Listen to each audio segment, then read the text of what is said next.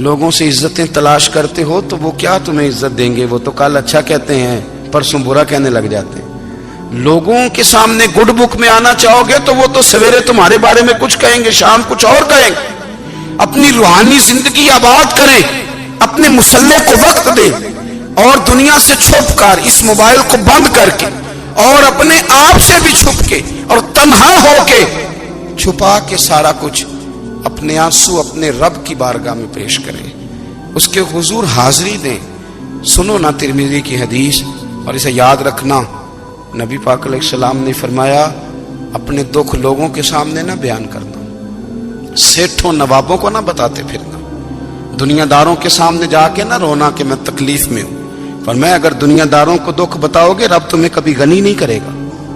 اور لوگ ہیں کہ الٹا مذاق اڑائیں گے آپ کی، جس سے بڑی پکی یاری ہے نا، پکی، وہ تب تک پکی ہے جب تک آپ نے 50,000 مانگا نہیں، اور جس وقت آپ نے کہہ دیا کہ میں مجبور ہوں میری مدد کر، تو پھر ختم ہو گئی دوستی۔ لوگوں کی تعلقات آپ کے ساتھ تب تک ہیں جب تک آپ ان سے کوئی ضرورت وابستہ نہیں کرتے۔ کریم محبوب فرمانے لگے بندوں کے سامنے دکھ نہ بیان کرنا، اللہ تجھے کبھی غنی نہیں کرے گا۔ تو اپنے دکھ اپنے رب کو بتا، تو دعائیں مانگ، تو اس کی بارگاہ میں حاضر ہو، تو اس کے حضور عرض کر۔ فرمایا اپنے دکھ اپنے رب کو بتا، وہ جلدی کرے یا دیر سے کرے تجھے ساری دنیا سے بے نیاز کر دے گا، تجھے کسی کا محتاج نہیں رہنے دے گا۔ اپنے مسلح کو، اپنی دعاؤں، ایک بزرگ فرماتے ہیں میں نے دعا مانگنے کا طریقہ اپنی بیوی سے سیکھا۔ دعا مانگنے کا طریقہ اپنی، سیکھنے والے تو اپنے بچوں سے بھی سیکھ لیتے ہیں، سیکھنے والے تو ہر ایک سے سیکھتے ہیں۔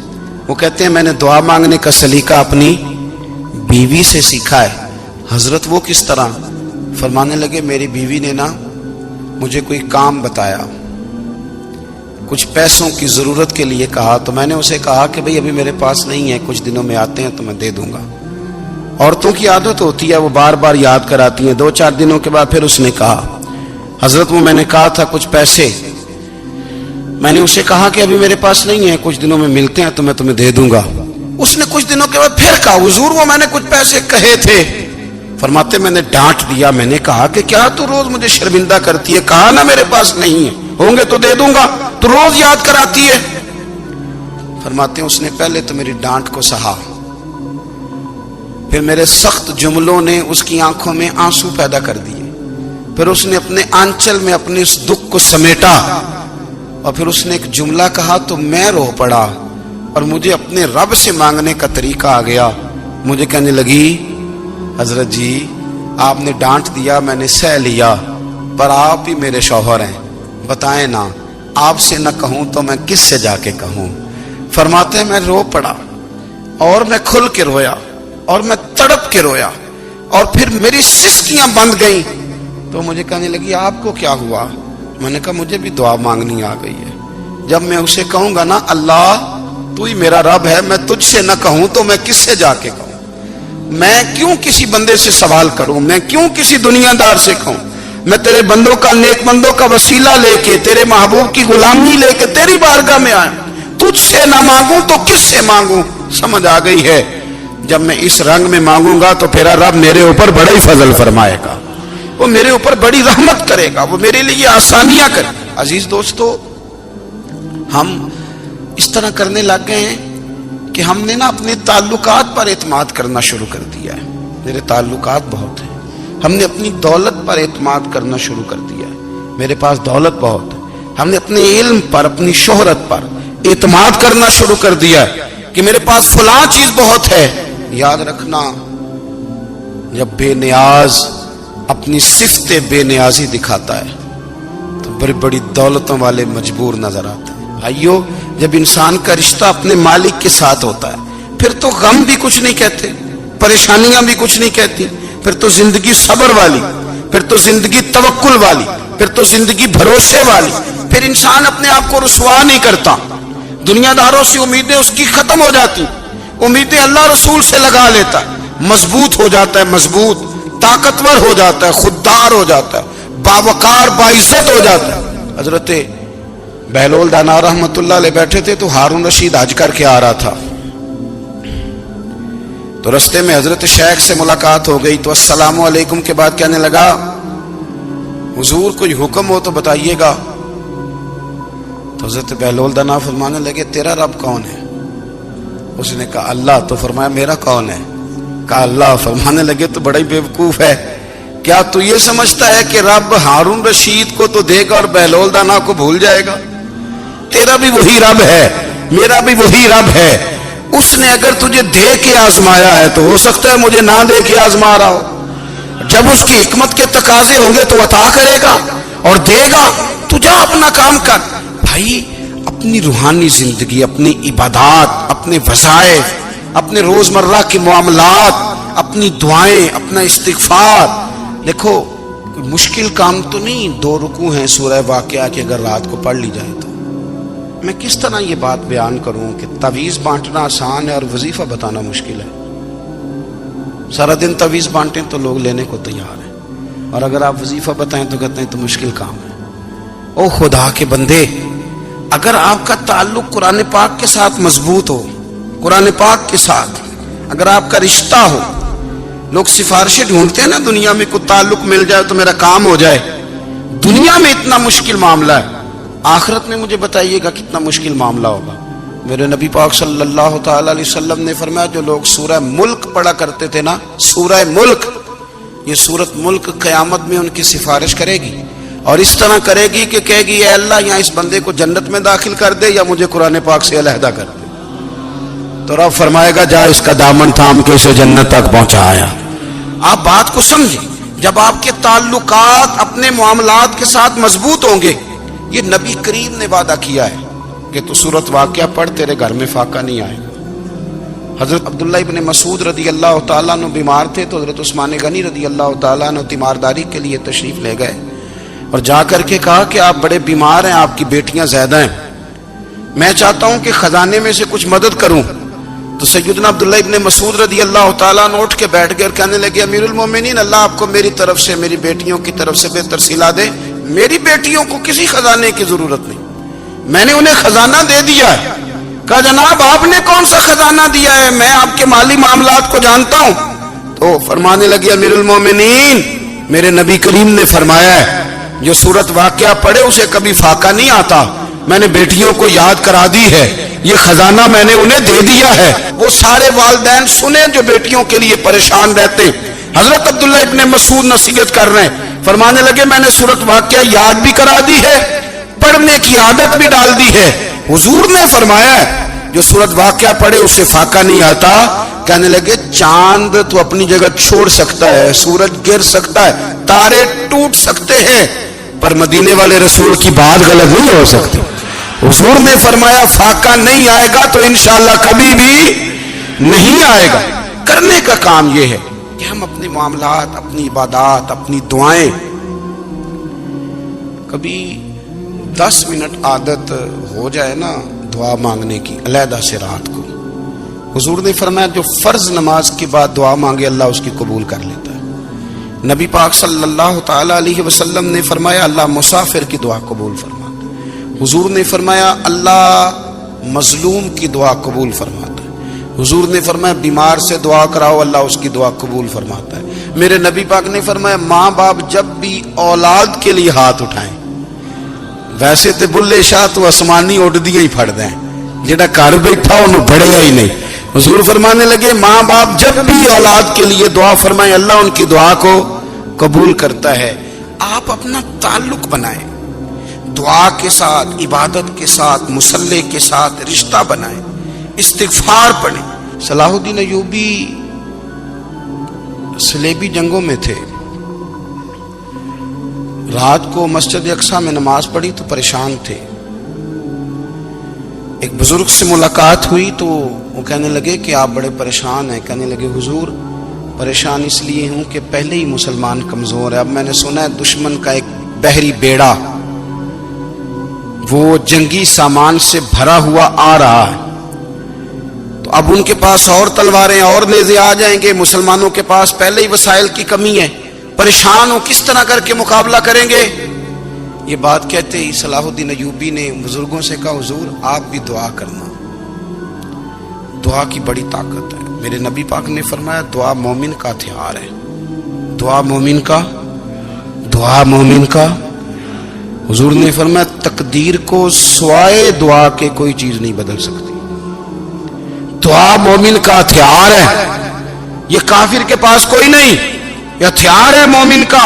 اللہ کرے آپ کو سمجھ آئے، پھر سنیں، کئی بار کہہ چکا ہوں، یہ ہتھیار ہے کافر کے مقابلے میں۔ جو تیرے پاس سب سے بڑا ہتھیار ہے وہ دعا ہے۔ دعائیں کرانی چھوڑ دی، کرنی چھوڑ دی، لینی چھوڑ دی۔ حضرت سیدنا انس بن مالک رضی اللہ تعالیٰ عنہ فرمایا کرتے تھے، میں نے وہ رنگ دیکھا ہے جب حضور دعا مانگتے تھے اور حضور کی مقدس آنکھوں میں آنسو بھی ساتھ ہی بہا کرتے تھے، میں نے وہ انداز دیکھا ہے۔ تو صلاح الدین ایوبی بزرگ سے کہنے لگے آپ بھی دعا کیجیے، اور خود رونے لگے اور سر سجدے میں رکھ کے رونے لگے، اور عشاء سے لے کر فجر تک روئے، خوب روئے۔ صبح وہ بزرگ آئے تو صلاح الدین ایوبی کا خوبصورت اور ہنستا ہوا چہرہ دیکھا، کہنے لگے آپ بڑے خوش ہیں، رات تو میں نے بڑے روتے ہوئے دیکھا تھا۔ تو کہنے لگے حضور وہ جو بحری بیڑا آ رہا تھا نا وہ پانی میں ڈوب گیا ہے، اب وہ نہیں آ رہا، ابھی خبر آئی ہے تو میں بڑا خوش ہوں۔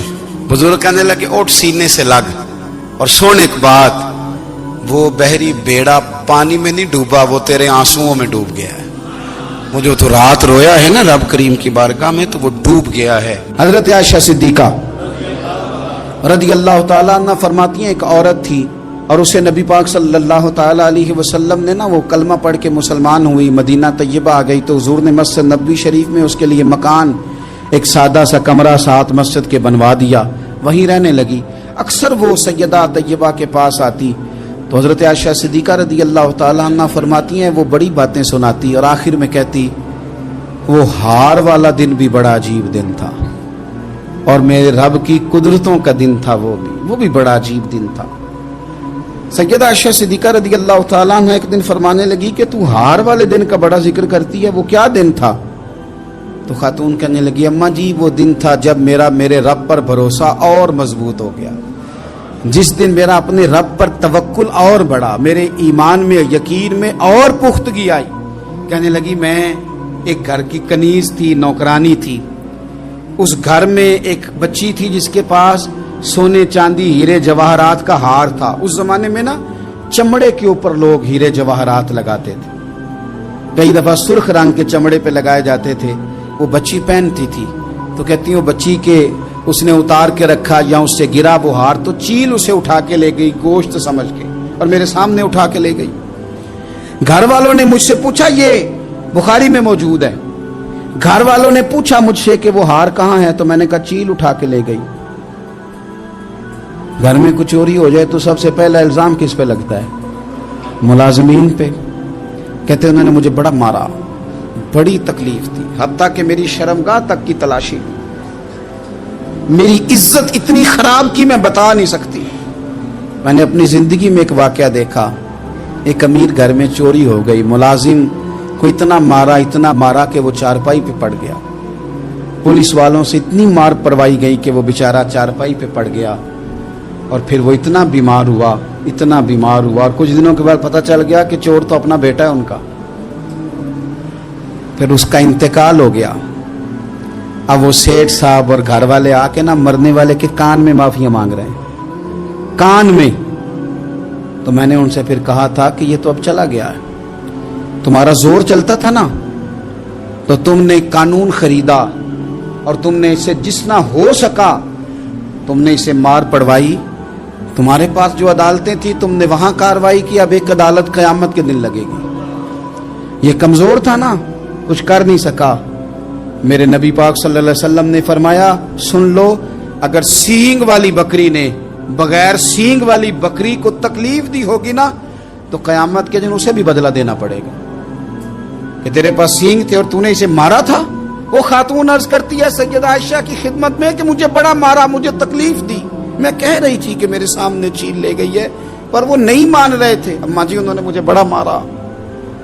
حضرت عائشہ صدیقہ کہتی ہیں پھر کیا ہوا؟ کہنے لگی اماں جی جب کوئی میرا مددگار نہ رہا، مجھے تکلیف دے رہے تھے، رسوا کر رہے تھے، تو میں نے اپنے رب سے مدد چاہی، میرے رب کی طرف میں نے توجہ کی، میں نے کہا مالک اب تو ہی میرا مددگار ہے، कहती है वो मुझे मार रहे थे तो वो चील जो हार ले गई थी वही लेके वापस आ गई, और हमारे सरों के करीब ला के उसने जब उस हार को फेंका, वो मुझे छोड़ के साइड पे हुए, वो मेरी बेगुनाही जान गए। लेकिन आपको बताऊं, उस दिन से मेरा अपने रब पर यकीन और बढ़ गया। मुझे समझ आ गई कि जब इंसान पूरा टूट जाता है और जब कोई चारों जानिब उसका मददगार नहीं होता, तो रब तो होता है ना, अल्लाह तो उसका मददगार होता है ना, वो तो फिर अपने उस बंदे की मदद करता है ना, फिर वो तो तवानाई देता है ना, वो तन्हा नहीं छोड़ता, वो तो आंसुओं वालों के आंसुओं पे बड़ा करम फरमाता है, वो तो कसम पुरसी में आ जाता है, उसकी रहमत बढ़ के इस्तकबाल कर लेती। ओ मेरी मिल्लत के जवानों, मजा नहीं आ जाता जब सारी दुनिया सोई हो, सारी दुनिया, और बिस्तर भी गर्म हो और नींद भी पूरा गलबा कर रही हो, और अचानक घंटी बजे दिमाग में, आंख खुले, घड़ी पे नजर पड़े, 3:30-4 बजे का पैगाम घड़ी बताए, और कोई चढ़ती जवानी वाला उठ के वुजू करे, और जब वो मुसल्ला खोल के बिछाए तो मदीने वाले महबूब कहते हैं कि हर नमाज पे रब सवाब देता है, और जो उठ के तहज्जुद की नमाज पढ़े उसे देख के तो रब मुस्कुराता है, जो उसकी शान के लायक है, जो उसकी शान के लायक, वो मुस्कुराता है, खुश होता है कि मेरा बंदा तहज्जुद में उठ गया, वो मुस्कुराता है। काश हमारी सुबहें कभी अपने मालिक के नाम हो जाएं, काश के सुबह। हजरत अबुल हसन रहमतुल्लाह ताला अलैह हजरत माज इब्न जबल रदी अल्लाह ताला अन्हु के पास बैठा करते थे। फरमाते हैं उनसे जो प्यार बढ़ा तो फिर मेरा मुसल्ले से भी बढ़ गया। ताबी हैं, फरमाते हैं सहाबी रसूल से मोहब्बत हुई तो जिक्र से भी हो गई, फिर दुरूद शरीफ से भी हो गई। मोहब्बत उनसे बढ़ी तो फिर अल्लाह ने मस्जिद का प्यार भी बढ़ा दिया। आप फरमाते हैं कि मेरी हर वक्त तबीयत चाहती थी कि बस अल्लाह अल्लाह करूं, बस अल्लाह अल्लाह करूं, बस ना मैं जरा थोड़ी जान छुड़ाऊं लोगों से, को 10 मिनट मिले तो मैं कुछ 4 नफल पढ़ लूं, मैं थोड़ा सा ना बचूं लोगों से, और मुझे तस्बीह मिले तो मैं ना कुछ 400-500 दफा इस्तिगफार पढ़ूं, सुभान अल्लाह, अल्हम्दुलिल्लाह, अल्लाहु अकबर, ला हौला वला कुव्वता इल्ला बिल्लाह, मैं ना तस्बीहात पढ़ूं।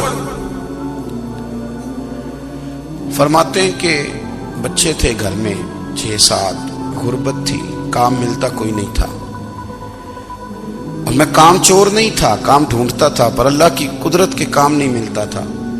फरमाते हैं कि मैंने एक दिन अपनी अहलिया से कहा कि आज मैं फिर जाता हूँ काम ढूंढने, तो मेरी बीवी बड़ी फर्मा बरदार थी, पर उस दिन ना गुर्बत के हाथों तंग आके कहने लगी, आज नाना कोई तू चीज लेके आया, तो मुझसे बच्चों की भूख नहीं देखी जाती है, सब रोगां दा रोग मुहम्मद जिसदा नाम गरीबी, कंड बुला के लंघ जाते नहीं दोस्त यार करीबी, आज ना कुछ लेके आया तो मैं बच्चे लेके चली जाऊंगी।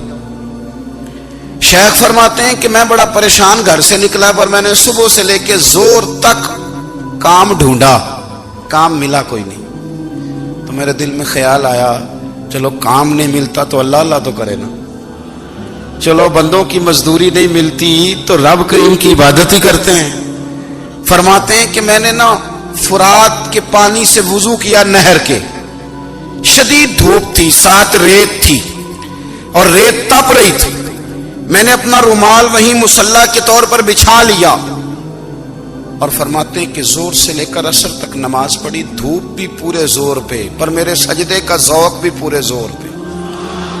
फरमाते हैं सूरज भी चमक रहा है और रब की इबादत का ज़ौक़ भी पूरे जोर पे, मैं सजदा करूं तो फिर मेरा उठाने को जी ना चाहे। मेरे उस्ताद लिखा करते थे, ये उनका शेर है, वो कहा करते थे, मुझे सोज दे, मुझे साज दे, और मुझे नीम शब का न्याज दे, दमे सजदा खुद को मैं तोड़ दूं, मुझे ऐसा ज़ौक़े नमाज दे। और मैं तेरी बहार का फूल हूं, मैं खिला भी हूं तो तेरे लिए, मुझे मेरी शाख से तोड़ ले, मुझे अपनी जुल्फ का नाज दे। भाई फरमाते हैं कि असर तक मैंने नफल पढ़े, दिल ढलने लगा, असर की नमाज पढ़ी और मैं वहां से चला। अब मैं जब निकलने लगा तो दिल में ख्याल आया कि छोटी छोटी दीवारें हैं घर की, बगैर कुछ लिए जाऊंगा तो बीवी दूर से देखेगी तो शोर करेगी कि फिर खाली हाथ आ गया है। कहते मैंने अपने उसी रुमाल में जिस पे मैंने नमाज पढ़ी थी ना, रुमाल में की आखी दे पंजाबी ज साफा, कहते हैं उसी में ना मैंने कुछ रेत भर ली कि वो दूर से देखेगी तो समझेगी कुछ लेके आया है, चलो जाके उसे बता दूंगा कि आज फिर मजदूरी नहीं मिली। कहते हैं वो रेत लेकर जब मैं घर में गया तो पहले बीवी दरवाजे पे खड़ी होती थी, पूछती थी खाली हाथ आ गए हो? आज मैंने देखा तो है ही कोई नहीं। फरमाते हैं मैं अंदर दाखिल हुआ, सलाम लिए, कोने में मैंने वो रुमाल रख दिया और मैंने आवाज दी कि भली मानस कहाँ हो? तो वो कहने लगी आप मुंह हाथ धो ले, मैं रोटी लेके आई।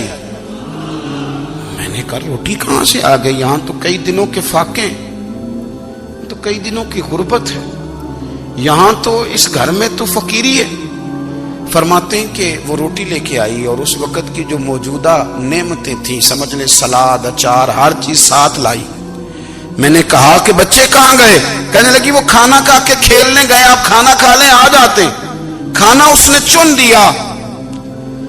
मैंने हैरत अंगेज लहजे में सारी नेमतें अपने दस्तरखान पे देख करके बीवी से पूछा ये कहां से आया खाना? बच्चों को तूने कहां से खाना खिलाया? ये सारा कुछ कैसा है?